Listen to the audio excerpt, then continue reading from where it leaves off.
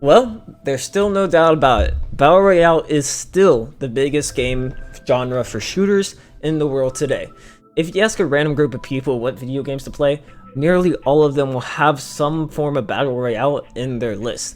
But it wasn't always this way. Back in the day, the same group of people would always have an arena shooter in their list. So what happened in the past few years that made such a drastic change? That's what I'm here to talk about. But first, remember to subscribe to this channel and click all my links down below, and let's get into it.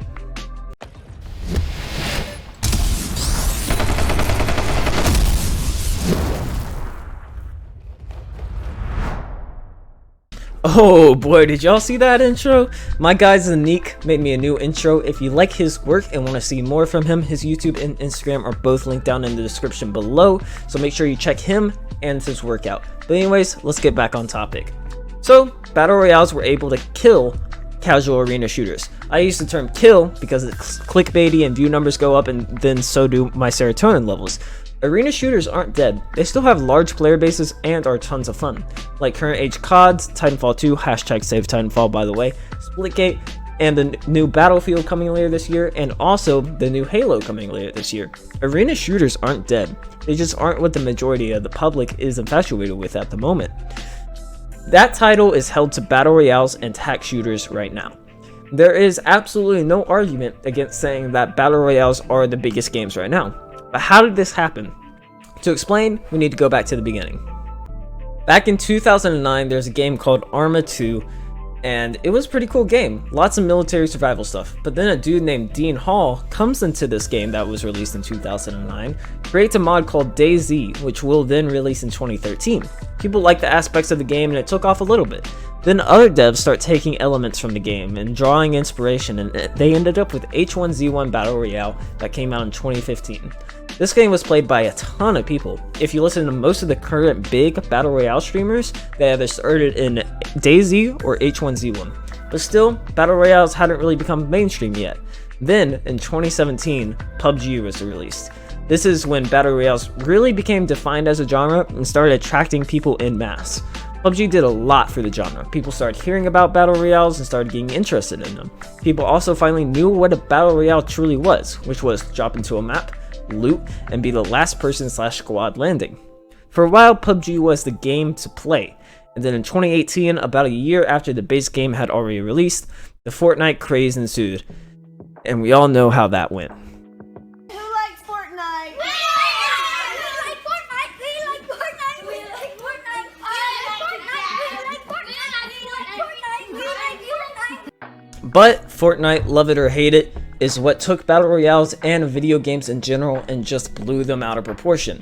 Ask anyone and they've played Fortnite at one point or another. Now, competition is popping up everywhere. Nowadays, Warzone, Apex, and Fortnite are some of the biggest games in the world. The fact of the matter is, the majority of the gaming world today would rather play a Battle Royale than an arena shooter, and that's the way it is. But now we know the timeline of events and how the genre attracted the masses in general. Let's talk about why this happened and why Battle Royales are still the biggest games right now.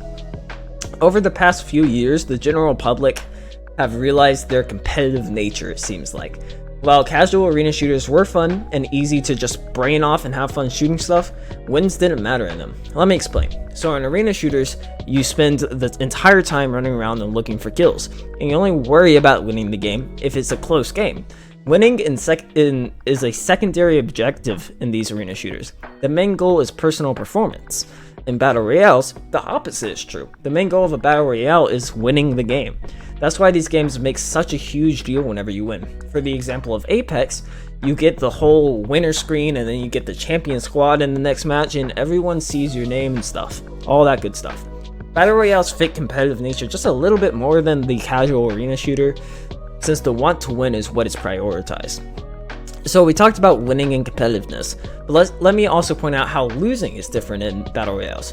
In an arena shooter, you go in with either a loadout or you pick guns up off known spawns on each map and you know what gun spawns there. In BRs, you go to a building where weapons spawn and hope and pray you get a good weapon to defend yourself with. Battle Royales involve much more luck and RNG than arena shooters do. Because of this, when you die in a battle royale, you just knock it off much easier than in an arena shooter. In arena games, you die, and the majority of the time you feel like you did something wrong. In a BR, you can just go, oh, I didn't have any loot, or any other example of that. This isn't a catch-all for any situation, obviously, but BRs just have much more RNG, so it's a lot easier to brush off a loss. Battle Royales also perfected a certain mechanic that is rare in arena shooters: the close game. In arena games, if it's a close game, like scores of 100 to 99 in a COD TDM match, or 650 to 635 in a Titanfall 2 attrition match, you get hyped up when you win those. The thing is that those situations are fairly rare in those games. In a Battle Royale, you get that feeling in the majority of the games. Every game it comes down to just you and whatever teams are left, and it's usually just a crazy finish to the match. You also get crazy storylines more often in BRs. Like, wow, we had a terrible drop and we won our first fight with pistols, and we then had to do a crazy rotation and barely escaped death, and then we got to the final circle and won the entire game. What a crazy match. In arena shooters, you end the game and go, yeah, I shot some people, and that's it. That's all that happens. I'm not personally a fan of Battle Royales. Too much RNG and downtime with looting and all that for me. But it is interesting to analyze it in this way and to see what happened in the past few years. I do really hope arena shooters do make a comeback, especially with the Battlefield and Halo titles that are coming out later this year. If you guys have more reasons or stories about why BRs overtook arena games for you, make sure you comment them down below. But that's it for this video, guys. Make sure to subscribe to the channel if you're new here, and like the video if you liked it or me for some reason. Make sure you click all the links as well, and follow me over at twitch.tv/Crip6. That's it for this week. I'll see you guys next week. Thanks for watching. It does mean a lot, guys. Goodbye.